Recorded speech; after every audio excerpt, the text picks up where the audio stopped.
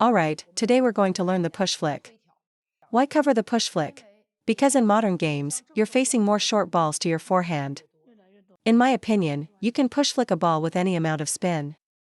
You might think it's impossible. Serve me your heaviest backspin. See? I just have to open my racket angle, and I can execute the flick. If you just push, an experienced player, even with unconventional technique, will hit you with a very heavy loop.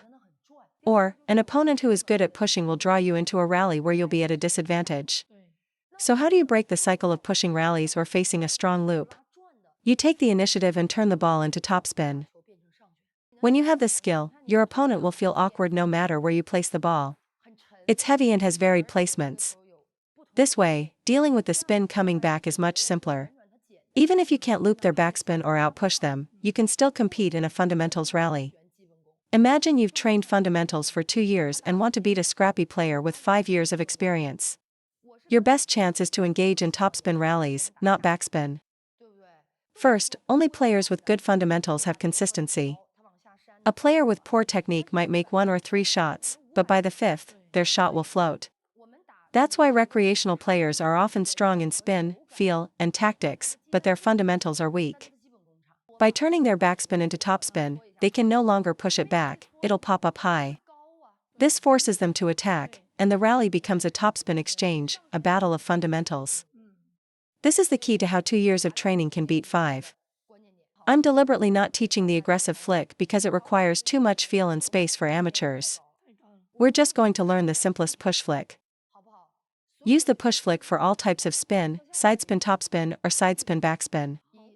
Focus on getting the ball on the table with good placement to build your confidence in attacking short balls.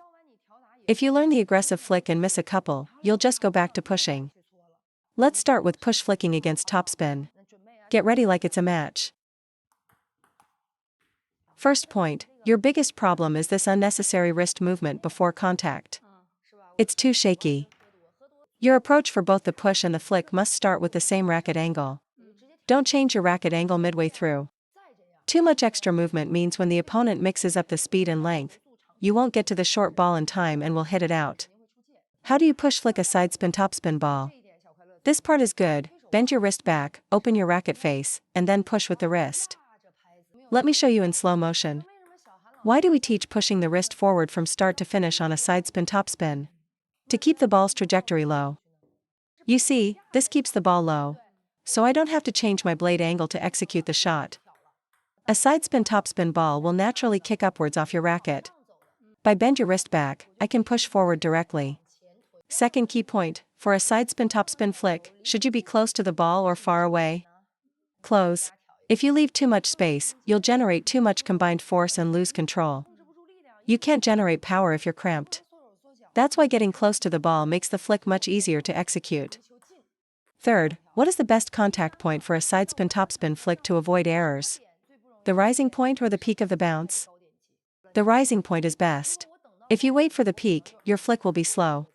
At the rising point, you can use the ball's own momentum. Right after the serve bounces, your opponent is still recovering, but you've already made contact. They're still resetting while you've already placed the ball. The best timing is the rising point, the latest is the peak. If you try to hit any side spin topspin ball too hard, you'll likely hit it long. That's exactly what your opponent wants when they serve that ball. The rising point is the optimal moment to keep the trajectory low as the ball comes up. It's just like blocking. When the opponent's ball has an upward kick, you must contact it on the rise. When facing a heavy, dipping backspin ball, you must contact it as it's falling.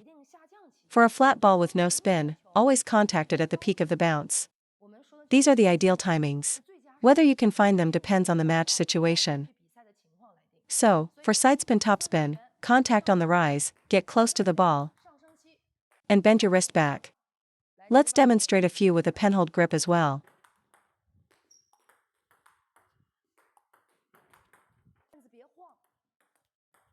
Don't let your wrist wobble.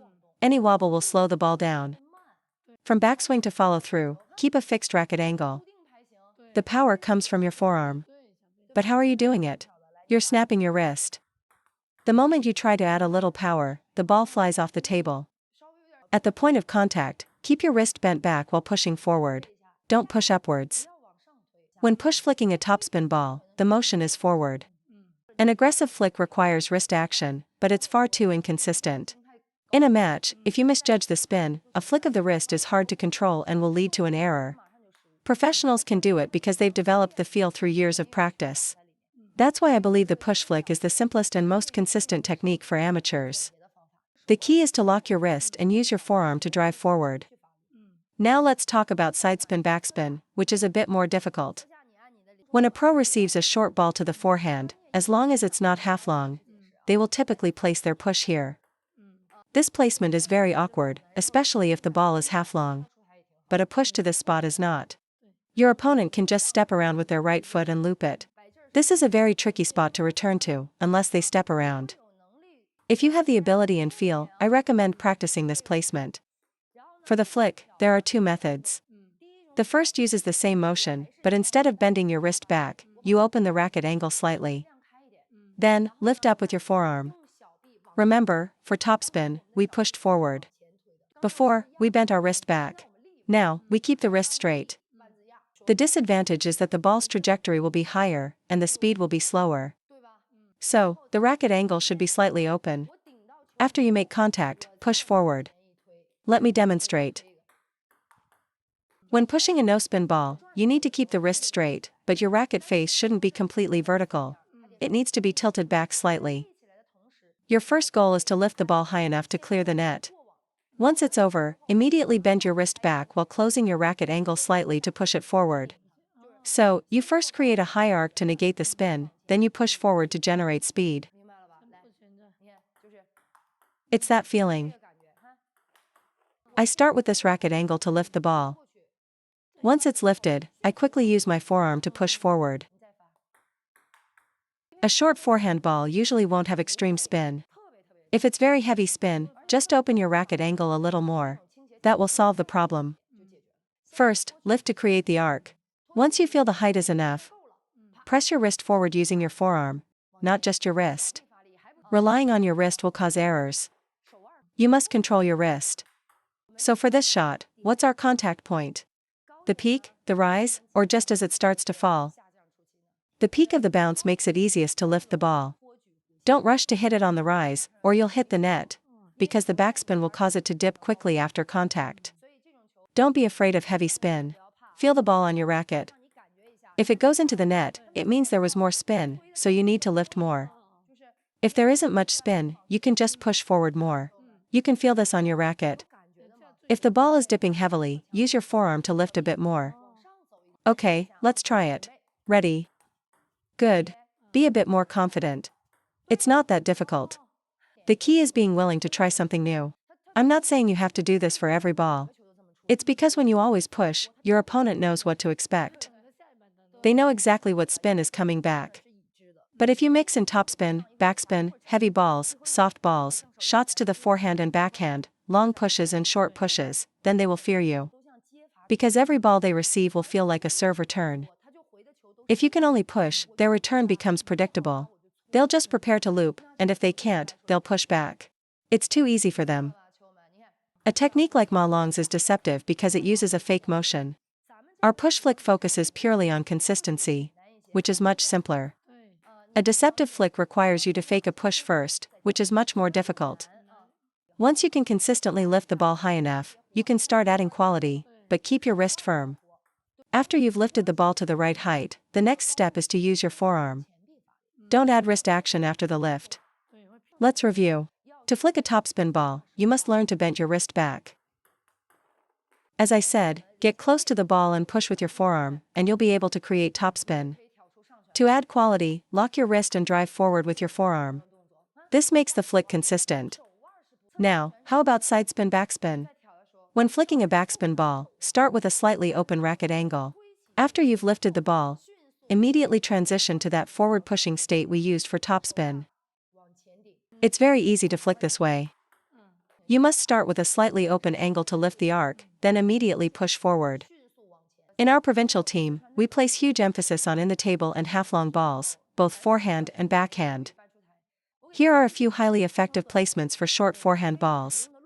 First, the short push. Always aim for the spot I showed earlier. Don't push short to their forehand, because if it's even a little high, they'll flick it aggressively. So for a short forehand push, always aim for that middle spot. That's your first option. Where should you aim a long push? To the wide forehand. That means angling the ball off the sideline. The key to this shot is not spin, but speed. Third, the side spin push. Aim this shot long, to your opponent's middle. Always aim this shot to their middle. It's very awkward for them. Because the ball doesn't have much spin, their return push also won't have much spin, which sets you up to loop. If they try to loop it, they have to move their feet and shift their weight. Amateurs tend to take large steps and have big motions, lacking small, efficient adjustments, making them vulnerable to misreading the spin. These are all things I've learned from long-term observation. When you push flick a side spin topspin serve, aim for their forehand. This puts immense pressure on their footwork. When push flicking their side spin topspin serve to their forehand, focus on placement and speed, not power. The goal is to catch them off guard. If they start standing more in the middle, then you should consider changing your placement. When flicking a backspin ball, primarily aim for the middle. With the technique we just learned, the ball goes over heavy and low. Therefore, a shot to the middle is likely to cause an error into the net, whether they use their forehand or backhand. If you can't read the spin and can't execute a quality push, just aim long to their backhand. For example, if I'm late to the ball, thinking it's short when it's actually long, and I can't read the spin, I just send it deep to their backhand. This is because most amateurs have a weaker backhand attack. Even if they do attack, the ball will often come back high and without much spin, giving you an easier ball to counterattack.